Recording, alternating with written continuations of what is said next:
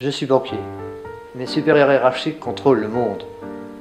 Car celui qui a l'argent a le pouvoir dans sa main. Aujourd'hui, j'ai des choses à vous révéler. Nous parlerons d'abord de l'emprunt bancaire et de l'argent. Prenons une personne qui emprunte une somme X. Elle devra rembourser cette somme plus ses intérêts.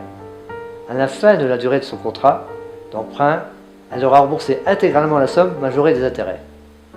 Soit elle peut rembourser, et tout va bien, soit elle ne peut pas rembourser. Dans ce cas-là, tout se complique.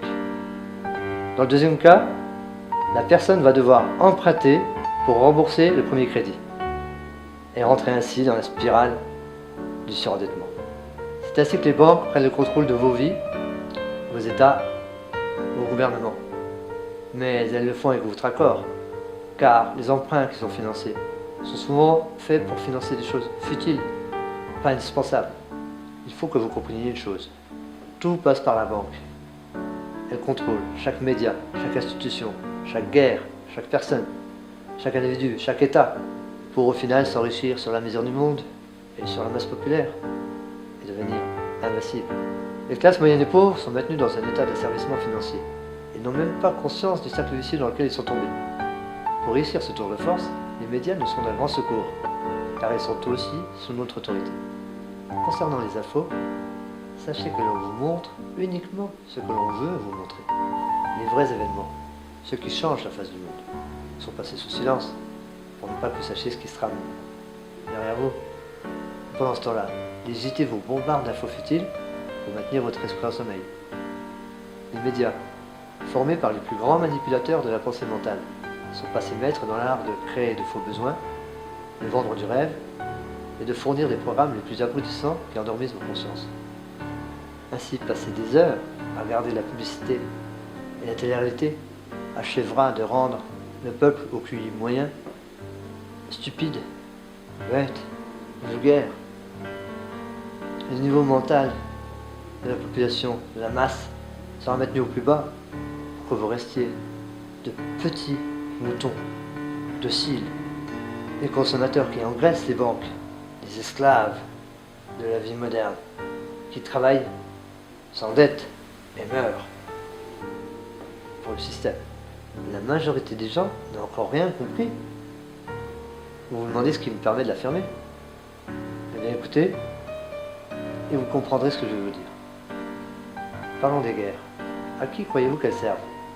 Il faut savoir que le marché de la mort et de la reconstruction sont très rentables.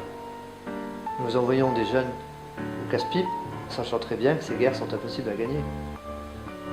Les guerres actuelles sont encore plus vicieuses, car elles sont destinées à diviser les peuples et induisent le racisme, la xénophobie, le fanatisme et surtout la peur.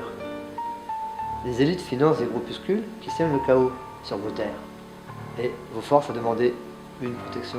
Nous savons créer des problèmes de toutes pièces pour qu'ils suscitent une réaction qui bénéficiera naturellement plus au pouvoir qu'au peuple. Réactions qui susciteront un désir de sécurité si profond que vous en veniez à accepter d'être surveillé au nom de votre protection. Tous ces problèmes que nous savons créer induiront une peur si profonde que seuls les psychotropes vous donneront l'illusion de vous en être débarrassé. Traitements chimiques que vous aurez ingérés, que vous aurez infligés de votre plein gré. Ainsi, par votre peur, inconsciemment, vous tuez votre propre liberté au nom de votre liberté. Mais ce n'est pas surprenant, vous êtes si maniable que ça en devient jouissif. Quel plaisir de voir vos paniques lors d'un krach boursier, de hausse du chômage, d'inflation, et réduction drastique de votre pouvoir d'achat. Or, vous ne comprenez encore pas que toutes ces mesures ont été soigneusement fomentées pour provoquer un burn-out total et vous pousser à la révolution. Et lorsque la révolution éclatera, ce que vous penserez être une reprise de contrôle de vos vies sera un total massacre. Car au nom de la sécurité nationale, nous n'hésiterons pas à déclarer la loi martiale et déploierons nos forces de frappe armées, celles mêmes que vous avez demandées pour vous protéger. Et alors, cette révolution deviendra votre consentement légal de vous décimer. Les médias alternatifs disponibles, en libre accès sur le net, ont fait prendre conscience à une minorité d'entre vous que le pouvoir et l'instruction sont détenus par les élites. Cette minorité, qui sait, sera la première à faire la révolution. Elle sera aussi la première à être éliminée. Car c'est ce que nous voulons, empêcher toute forte tête d'éveiller ses semblables. Votre révolution sera ce qui achèvera de vous priver de vos libertés, définitivement. Et alors vous serez les meilleurs esclaves que les riches puissent rêver d'avoir. Si on en est là aujourd'hui, c'est un peu parce qu'on a voulu, mais surtout parce que vous avez abdiqué.